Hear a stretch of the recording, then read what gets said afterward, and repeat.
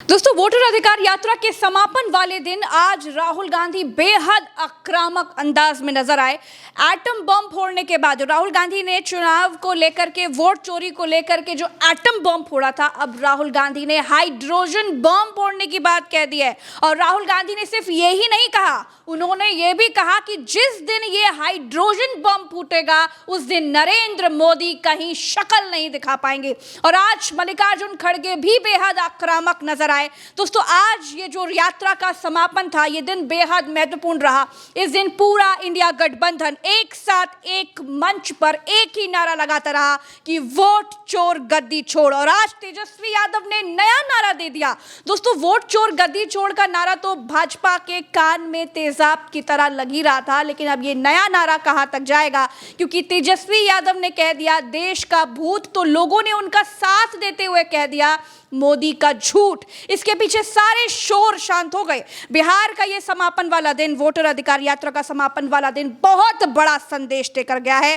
क्या कुछ हुआ है, सारी बात करेंगे। हमारे साथ भरत जी मौजूद है। आज प्रज्ञा के पन्ना पर आपको वोटर अधिकार यात्रा के समापन के दिन क्या कुछ महत्वपूर्ण रहा और कितनी महत्वपूर्ण कड़ियां रही, आपको सब कुछ बताएंगे। भरत जी, क्या कहना चाहते हैं? प्रज्ञा जी, सबसे पहले दर्शकों के लिए मैं एक तस्वीर दिखाना चाहता हूं दर्शकों को, क्योंकि आज मल्लिकार्जुन खड़गे बेहद नाराज, बेहद खफा और बेहद आक्रामक नजर आए हैं। और उन्होंने जो बातें कही हैं वो बातें बहुत ही ज़्यादा गंभीर हैं। मल्लिकार्जुन खड़गे ने इस बात को कहा कि यहाँ की पुलिस हम लोगों की सुरक्षा नहीं कर रही है, धक्का मुक्का हो रहा है, कुछ नहीं कर रही है। यहाँ की पुलिस को मैं बताना चाहता हूँ, उन्होंने कहा धमकी में नहीं कह रहा हूँ, लेकिन ये बता रहा हूँ कि सिर्फ 6 महीने आपके पास रह गए हैं और 6 महीने में सरकार बदलने वाली है। और जब हम आएंगे तब आपको मालूम चलेगा कि कैसे पुलिसिंग की जाती है, कैसे क्या चीज़ें की जाती हैं। प्रज्ञा जी, एक मैं आपके सामने एक तस्वीर लेकर के आना चाहता हूँ, उसके बाद राहुल गांधी की तरफ, ये दिखाइएगा, तुरंत दिखाइए। राहुल गांधी की तरफ, जैसे ही राहुल गांधी यहाँ पर अपना भाषण खत्म करते हैं, राहुल गांधी इधर से आएंगे, अभी इधर से मंच से इस तरफ की ओर निकलेंगे। यहाँ पर राहुल गांधी पहुँच गए हैं और राहुल गांधी का भाषण, प्रज्ञा जी, खत्म हो चुका है। राहुल गांधी जी यहाँ पर आ चुके हैं। लेकिन अब असल में मैं दिखाना क्या चाहता हूँ वो बतलाना चाहता हूँ। राहुल गांधी की सभा में एक व्यक्ति ऐसा घुस आया, प्रज्ञा जी, जो राहुल गांधी की तरफ बढ़ रहा था और लोगों ने पकड़कर उसको धुना। मैं आपको दिखलाता हूँ, ध्यान दीजिएगा। भीड़ में यहाँ पर इस जगह पर उस व्यक्ति की धुलाई चल रही है। ये देखिए, हाथ में उसके भगवा गमछा है, गले में भगवा पट्टा है और उस व्यक्ति को लोग यहाँ पर पकड़े हुए हैं और पकड़कर खींच कर ले गए। मंच पर यहाँ राहुल गांधी हैं। वह व्यक्ति यहाँ से राहुल गांधी की तरफ बढ़ रहा था, आगे की तरफ बढ़ने वाला था, तभी कुछ लोगों की नजर उसके ऊपर पड़ जाती है। यहाँ पर देखिए, ये मारकुटाई इस जगह पर चल रही है। ये देखिए, गले में भगवा झंडा, हाथ में भगवा गमछा। अब क्या है, कौन है ये व्यक्ति, कहाँ से आया है मालूम नहीं। बीच में एक पुलिस वाला भी आता है, कई 8, 9, 10 पुलिस वाले हैं, यहाँ पर आ जाते हैं। अब क्या ये राहुल गांधी की सुरक्षा में चूक है? क्या राहुल गांधी के मंच की तरफ कोई किसी गलत इरादे के साथ बढ़ रहा था? प्रज्ञा जी, क्या यहाँ पर कुछ ऐसा होने वाला था जो राहुल गांधी की यात्रा में कुछ विघ्न डालने के लिए, या राहुल गांधी की यात्रा में कुछ अनहोनी करने के लिए? क्या, किस लिए, क्यों, समझ में नहीं आया। लेकिन जब ये व्यक्ति आगे की तरफ बढ़ता है, राहुल गांधी की तरफ बढ़ता है, तो लोग उसको पकड़ लेते हैं, मारते हैं, पीटते हैं और पीछे की तरफ ले जाते हैं। 2-3 पुलिस वाले दिखाई दे रहे हैं जो उसको पीछे की तरफ धकेलते हैं। अब ये सुरक्षा में चूक इसे कहा जाए या क्या कहा जाए अभी, क्योंकि बहुत इनिशियल स्टेज है, क्या निकल कर आएगा वो मालूम चलेगा। लेकिन राहुल गांधी की सुरक्षा में ये चूक है, प्रज्ञा जी। और राहुल गांधी ने इसे लेकर क्या कहा है इसी यात्रा के बीच? प्रज्ञा जी, उन्होंने क्या कहा है? उन्होंने भी इस बात का जिक्र राहुल गांधी ने किया है। राहुल गांधी ने, प्रज्ञा जी, ये कहा है कि बीजेपी के लोग मुझे काले झंडे दिखा रहे हैं। उन्होंने पिछली चीज़ों का जिक्र किया कि मेरी इस यात्रा को रोकने के लिए, विघ्न डालने के लिए तमाम तरीके की कोशिशें की गई। राहुल गांधी ने कहा बीजेपी के लोग काले झंडे दिखा रहे हैं, सब सारी चीज़ें कर रहे हैं। अभी तो मैंने सिर्फ एटम बम फोड़ा है, अब एटम बम से बड़ा और क्या होता है? तो उन्होंने कहा एटम बम से बड़ा हाइड्रोजन बम होता है और वो हाइड्रोजन बम फोड़ने जा रहे हैं, कुछ बहुत बड़ा खुलासा करने जा रहे हैं। और जब हाइड्रोजन बम फोड़ेंगे तब नरेंद्र मोदी इस देश को मुंह दिखाने लायक नहीं रहेंगे। उन्होंने इस बात को मंच से कहा। आप सुनिए, फिर उसके बाद आगे की चीजें बताएंगे। एटम बम का नाम सुना आपने? सुना है एटम बम का नाम? उससे बड़ा क्या होता है? उससे बड़ा क्या होता है? एटम बम से बड़ा हाइड्रोजन बम होता है नहीं होता है। माधवपुरा में हमने एटम बम दिखाया था। बीजेपी के लोगों तैयार हो जाओ, हाइड्रोजन बम आ रहा है। हाइड्रोजन बम के बाद नरेंद्र मोदी जी अपना चेहरा इस देश को नहीं दिखा पाएंगे। प्रज्ञा जी, इस हाइड्रोजन बम राहुल गांधी कह रहे हैं, क्योंकि राहुल गांधी इससे पहले एक संदेश और दे चुके हैं कि उन्होंने कर्नाटक की जो सीट का खुलासा महादेवापुरा का किया था, उसमें पूरे देश में एटम बम फूट गया। अब हाइड्रोजन बम उत्तर प्रदेश की वाराणसी लोकसभा सीट का खुलासा करके हाइड्रोजन बम फोड़ने जा रहे हैं, जैसा कि हमारे सूत्र और हमारी जानकारी कहती है। अब राहुल गांधी उत्तर प्रदेश में वाराणसी सीट, जहां से नरेंद्र मोदी सांसद हैं, और नरेंद्र मोदी सांसद हैं तभी वो प्रधानमंत्री हैं, और जब नरेंद्र मोदी सांसद हैं तभी वो प्रधानमंत्री हैं, तो उनकी सीट के ऊपर खुलासा करने के लिए जा रहे हैं। और प्रज्ञा जी, दुनिया में ये इकलौता उदाहरण होगा कि कोई प्रधानमंत्री बोगस वोटों से, फर्जी वोटों से क्या जीता है।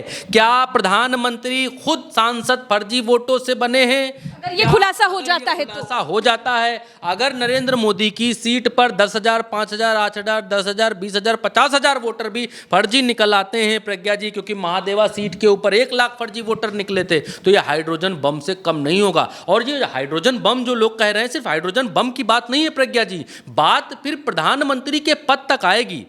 अगर प्रधानमंत्री बेईमानी से जीते हैं, ये साबित हो जाता है, तो फिर प्रधानमंत्री नहीं रह पाएंगे। उनकी सांसदी जाएगी। जब सांसदी जाएगी कि तो प्रधानमंत्री किस उससे रहेंगे। इसीलिए राहुल गांधी, कहीं ये संदेश भी मल्लिकार्जुन खड़गे ने दिया, जो कहा कि 6 महीने के बाद हमारी सरकार आने वाली है। इसीलिए राहुल गांधी ने इसे हाइड्रोजन बम कहा। अब मल्लिकार्जुन खड़गे क्या कहते हैं, क्योंकि मल्लिकार्जुन खड़गे भी आक्रामक नजर आए, हमने आपको बतलाया। तो मल्लिकार्जुन खड़गे ने प्रज्ञा जी ये कहा है कि ये डबल इंजन की जो सरकार है, ये 6 महीने बाद नहीं रहेगी। 6 महीने बाद जो है गरीबों की सरकार आने वाली है। तो ये बहुत बड़ा मैसेज, बहुत बड़ा बयान मल्लिकार्जुन खड़गे ने बिहार की धरती पर खड़ा होकर दिया है। एक बार की सुनिए। और तब उन्होंने कहा कि गरीबों की सरकार आने वाली है। और 6 महीने वाली बात और राहुल गांधी जो बात कह रहे हैं कि हाइड्रोजन बम फूटने वाला है, ये बात जो है आपस में बहुत ज्यादा कनेक्ट होती हैं। खड़गे को सुनिए एक बार की।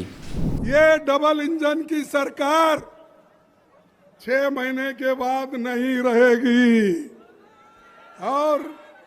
और ये सरकार, जो नई सरकार आएगी, वो गरीबों की सरकार होगी, गरीब महिलाओं की सरकार होगी, दलितों की सरकार होगी, पिछड़ों की सरकार होगी। प्रज्ञा जी, खड़गे यहीं पर नहीं रुकते हैं। इस वोट अधिकार यात्रा के आखिरी दिन राहुल गांधी, प्रज्ञा जी, जिस हाइड्रोजन बम की बात करते हैं, ऐसा ही एक हाइड्रोजन बम इसी बिहार से, इसी गांधी मैदान में जेपी आंदोलन में फूटा था। और उस हाइड्रोजन बम से इंदिरा गांधी की सरकार चली गई थी। इंदिरा गांधी को इमरजेंसी लगानी पड़ गई थी। उसी गांधी मैदान से अब राहुल गांधी जिस हाइड्रोजन बम की बात कर रहे हैं, अगर वो हाइड्रोजन बम फूटता है तो नरेंद्र मोदी की सरकार चली जाएगी।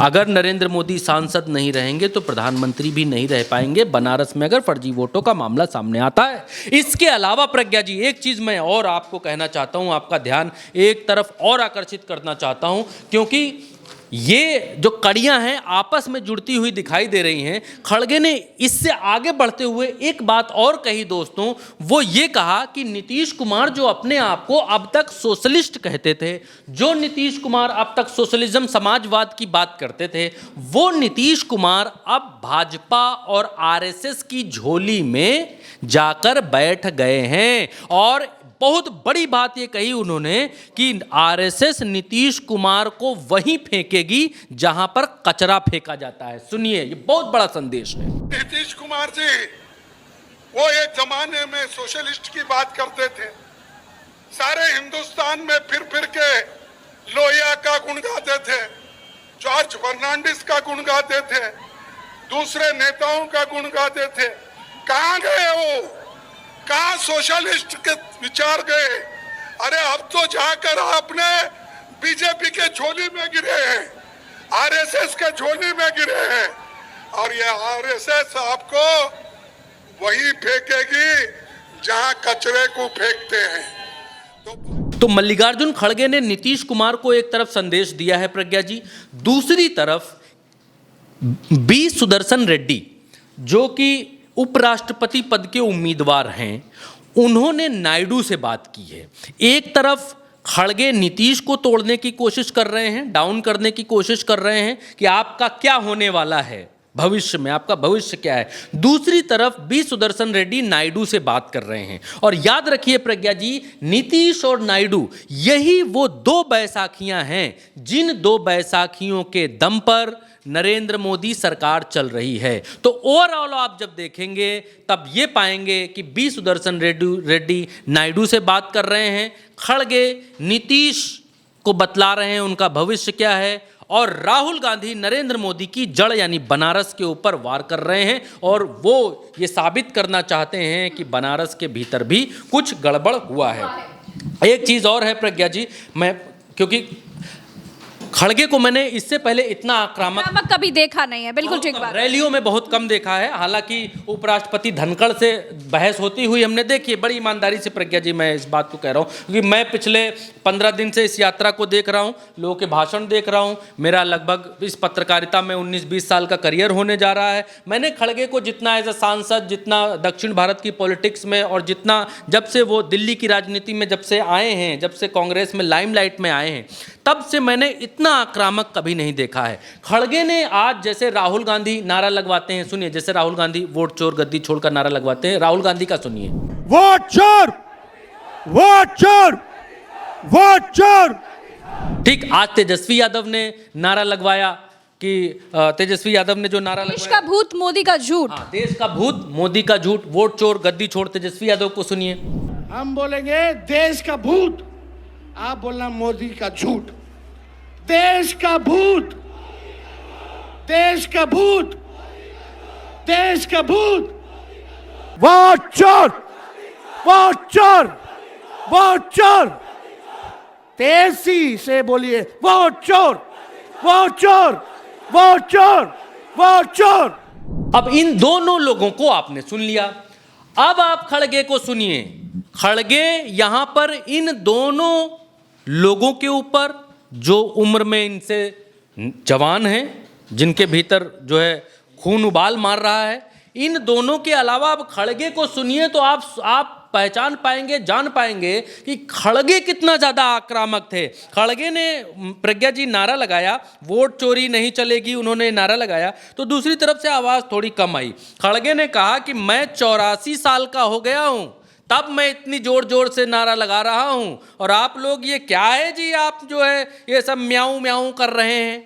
सुनिए, खड़गे का आज आक्रामक अंदाज भी लोगों को देखना चाहिए। सुनिए, बिहार की धरती पर आखिरी दिन वोट अधिकार पद यात्रा के, देखिए। तो मेरा जैसा 84 हो गया, मेरा इलाज चल रहा है, 84 उम्र है मेरी, और मैं इतना आवाज से बोल रहा हूँ, आप कर रहे हो। वोट चोरी, वोट चोरी, मोदी को हटाओ, मोदी को हटाओ। प्रज्ञा जी, हेमंत सोरेन भी इस वोट अधिकार यात्रा में पहुंचे हुए थे। हेमंत सोरेन ने भी इस बात को कहा कि वोट चोरी हो रही है और ये लोग तरह तरह के हथकंडे अपनाते हैं। मुझे जेल में भेज दिया, मुझे जेल में भेज दिया, जेल से जो है चुनाव लड़ना पड़ा, वरना मोदी के लिए ये स्थिति नहीं होती कि बैसाखी पर भी नरेंद्र मोदी नहीं होते अगर मैं जेल से बाहर होता। उन्होंने कहा कि देश की गद्दी को छोड़कर पूरे देश में जो है नरेंद्र मोदी को देश की गद्दी से हटा दिया जाए और उसके बाद देश में वोट रिवीजन कराया जाए, तब इनको दूध का दूध पानी का पानी पता चलेगा कि क्या होता है वोट रिवीजन। कभी गद्दी पर बैठे हैं। उन्होंने ये भी कहा कि झूठ और जुमले देकर ये लोग वोट चुराते हैं और पैसों के दम पर ये लोग नेताओं को खरीद लेते हैं। हेमंत सोरेन ने और आगे बढ़े। संजय राउत आए तो संजय राउत ने कहा कि वोट चोरों के सरदार चीन में बैठे हुए हैं, उन्होंने ये भी कहा। और वीआईपी के जो साहब थे उन्होंने कहा कि अभी यात्रा खत्म नहीं हुई है। प्रज्ञा जी, ये वोट अधिकार यात्रा अभी बिहार में खत्म नहीं हुई है, ये ऐलान भी किया गया। उन्होंने कहा कि जिन जिन जिलों में राहुल गांधी और नहीं पहुंच पाए हैं उन जिलों में कांग्रेस के दूसरी जो नेताओं की पंगत है वो पहुंचे, वो जाए और लोगों को समझाए। तो राहुल गांधी ने आज वोट अधिकार यात्रा के आखिरी दिन जो बातें कहीं, उन बातों ने दरअसल सच में हाइड्रोजन बम की तरह काम किया है। और अब लोगों को ये उम्मीद लगने लग गई है कि कुछ ऐसा राहुल गांधी लेकर आने वाले हैं जो सच में हाइड्रोजन बम की तरह फूटने वाला है और इस देश को, इस देश की राजनीति को दूसरी दिशा में लेकर के जाने वाला है। बिहार के भीतर क्या होगा, क्या नहीं होगा, ऊँट किस करवट बैठता है, वो तो हम आपको बतलाते रहेंगे, दिखलाते रहेंगे। लेकिन आज की तारीख में एक चीज़ और प्रज्ञा जी मैं आपको बता दूं कि वोट अधिकार यात्रा गांधी मैदान से शुरू होती है। गांधी मैदान की ये तस्वीर देखिए, ये तस्वीर कितनी ऐसी भरी हुई तस्वीर है कि इस गांधी मैदान में यात्रा, इस गांधी मैदान में रैली नहीं हुई, लेकिन लोगों की भीड़ आप देखिए कितनी भयंकर भीड़ है। और इस यात्रा के दौरान आज ये एक चीज़ और दिखलाई दे गई प्रज्ञा जी, जो लोग ये कह रहे थे कि इंडिया एकत्र नहीं है, तो इंडिया गठबंधन के वो तमाम सारे दल जो अब तक नहीं पहुंचे थे, वो आज वोट अधिकार यात्रा के आखिरी दिन सब मंच पर दिखलाई दिए और सब ने एक एक करके हाजिरी दी। जी चलिए, तो आज का दिन बेहद महत्वपूर्ण रहा और जिस तरीके से वोटर अधिकार यात्रा का ये समापन वाला दिन, जिसमें पूरा इंडिया गठबंधन एक साथ मिलकर के वोट चोरी पर आवाज उठाता रहा और लोगों को कहता रहा कि वोट चोरी नहीं होने देना है, तो आज का दिन बेहद ज़रूरी रहा। हम फिर मिलेंगे क्योंकि अभी चुनाव बाकी हैं, चुनाव को समय है, तो हर दिन कुछ नया आपको देखने का मिलेगा। इसके लिए चैनल को सब्सक्राइब कीजिए ताकि हमारे सारे वीडियोस आप तक बेरोक टोक पहुंचते रहें। चैनल को सब्सक्राइब जरूर कीजिएगा और अपने आसपास के लोगों से भी, अपने परिवार से, दोस्तों से, भाइयों से, बहनों से सब्सक्राइब जरूर करवाइएगा। प्यार ऐसे ही बनाए रखिए। नमस्कार, जय हिंद।